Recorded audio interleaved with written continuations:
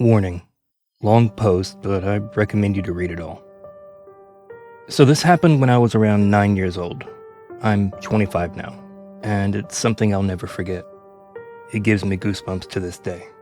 I lived in a terraced house, 4 houses combined, and my neighbors and I each have our own little patio.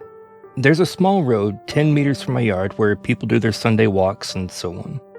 Only a small fence separated my small yard and patio from that road. I live in a pretty crowded area with several of these terraced houses spread around in my neighborhood, so seeing people walking on that road is pretty normal for me. Seeing random people standing on my patio is not. When I was 9, I usually got home from school about an hour before my mom got home from work. I live maybe 50 meters away from school, so my mom figured I was mature enough to be home alone for around an hour before she got home.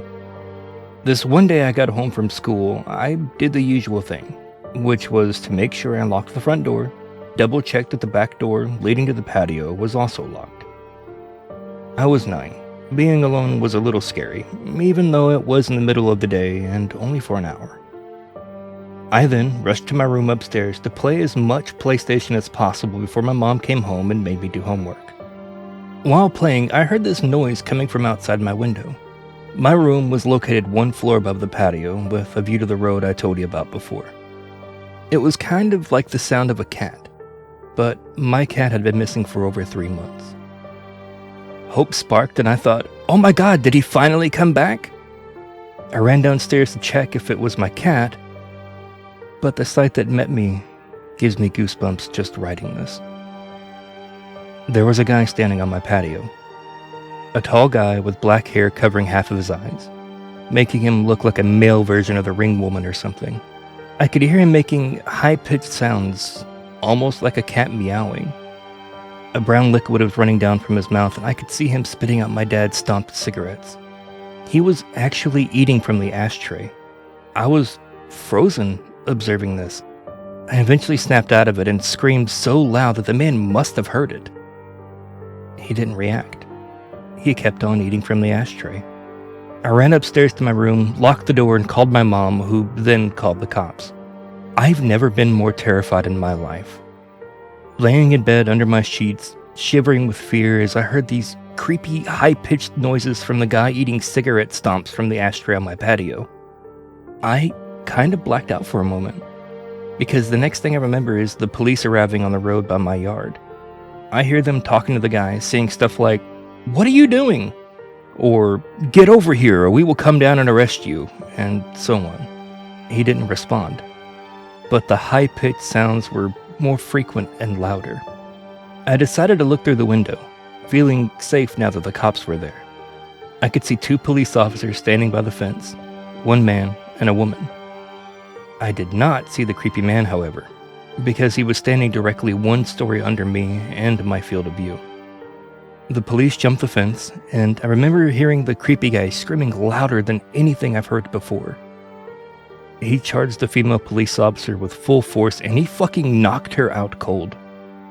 The male officer then immediately tased the guy, leaving him shaking on the ground and screaming still. The policeman struggled to keep him on the ground while putting handcuffs on him, but eventually made it. After a while, he managed to wake up the female police officer, who seemed to be badly hurt. He called for backup and an ambulance, and then he sees me standing in the window above him.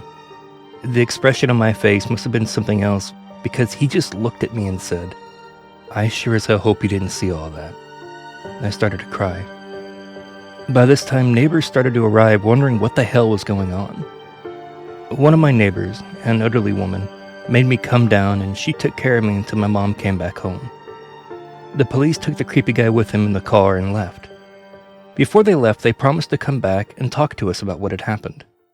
This is where the story takes an unexpected turn. The male police officer came back later that night and sat down with me and my mom to talk. He explained that the guy on my patio was actually diagnosed with severe autism. He had escaped a facility where mentally challenged people lived, located around 5 kilometers from where I live. He explained that the guy had actually been living in my house 5 years ago, but he had been forced to move when his mom, his only caretaker, died. The poor guy probably thought he would find his mom in my house. He missed the routines, and he missed living there with his mom. The police had to move him from the house that time 5 years ago because he was extremely strong. From what I heard, he had extreme tension in his body because of his autism, making his muscles grow stronger and stronger throughout the years. This was the reason he reacted the way he did when the police came this day.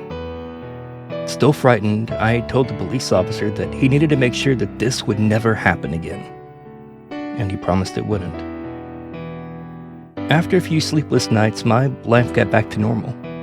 The years went by and the guy didn't come back. Until 1 year ago. At this time, my mom and dad had moved out. I bought the house from them and I'm still living there today. I was enjoying my morning coffee on the patio when I see this random guy stopped on the road by my fence. He just stands there, looking at me. I look at him and give him a nod. And then I hear that high-pitched noise. Holy shit, it's him. His hair had turned gray, but the high-pitched sounds made me realize. My heart started racing, and I instantly remembered the reason why he was back. I realized that he must have managed to escape again. Because I kept my cool a bit longer than when I was 9, I started to realize how sorry I felt for the guy. 16 years later, and he was back to look for his mom. I decided to carefully ask him if he wanted to come down to the patio. He instantly jumped the fence, and I started to think he would knock me out like he did the police officer. He didn't. He smiled. He looked at me and smiled. I offered him to sit down, and he didn't respond. I offered him to come inside. He started laughing. We went inside, and his face lit up. Pure joy. He was home. It reminded him of the life he had with his mom. It almost made me tear up. All of a sudden, he sat down on my couch, turned on my TV, and switched directly to the cartoons. I observed him for a while. He was just completely focused on the cartoons. I just wanted him to enjoy the moment, so I didn't say anything to him. I realized I did have to call the facility to let them know. The caretakers arrived about 10 minutes later, and after a lot of convincing, he got back up, crying, and they went back to the facility. I called the facility 2 days later, and we made a deal. His name is Tom, and I now consider Tom my friend. Every Sunday, from the day he returned, Tom and his caretakers visit me to watch cartoons. They say it's the highlight of his week. It makes my heart warm. Now, for several years, my thoughts were, let's not meet, guy on my patio eating from the ashtray.